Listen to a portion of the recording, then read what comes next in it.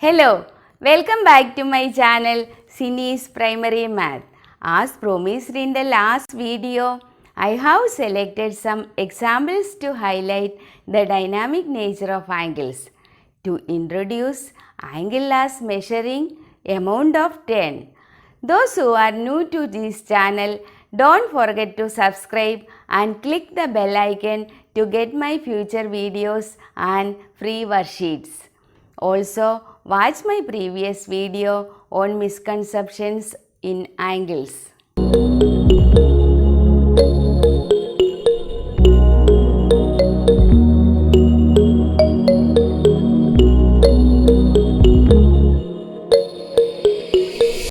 Do you know?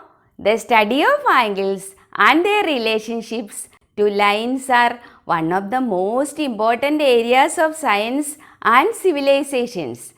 Okay, here is a GK question. What is the height of Mount Everest in meters? 8,848 meters, right?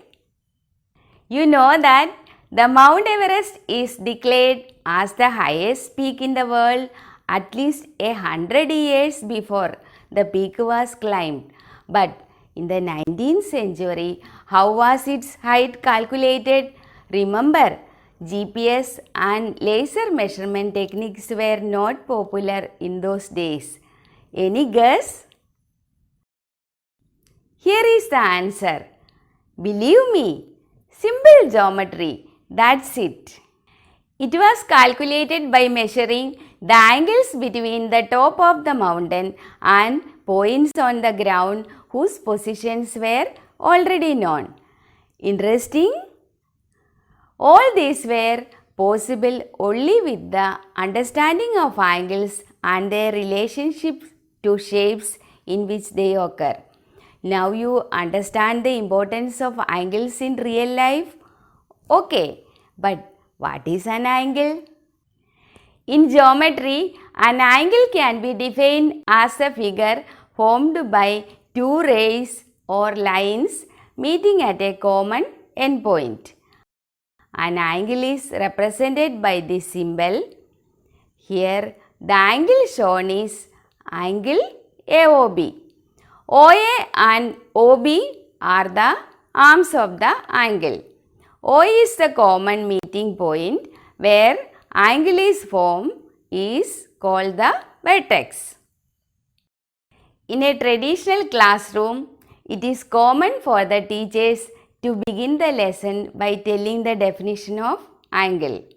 A child may not understand the definition of angle and struggle to comprehend the important concept of angles. Hence, it is very important while introducing the concept of angle as a rotation of a line, it is to be developed gradually and sequentially. One of the earliest experiences that children have is about opening and closing books and doors. Here I am talking about conventional hinged doors. They also understand the concept of less open or more open in relation to these experiences. For instance, for a pet dog to enter your room, the door can be less open compared to bringing in a chair where the door needs to be more open. To read a book comfortably, it has to be more open. But to insert a bookmark, it can be less open. But the idea of more or less in these situations cannot easily be related to the idea of linear distance that children are familiar with.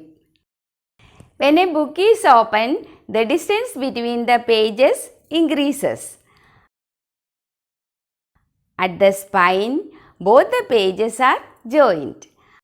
At the two edges furthest from the spine, the distance between two pages is the greatest.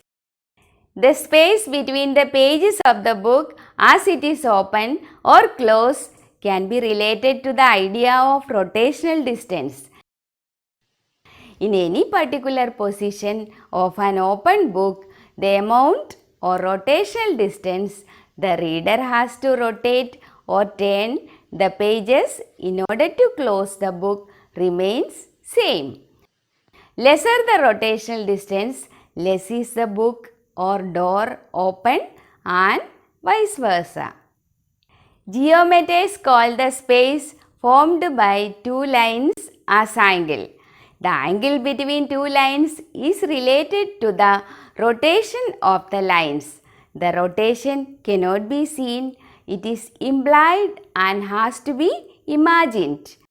What the children initially see is a static figure with two lines. This is the major difficulty that children have with the idea of an angle.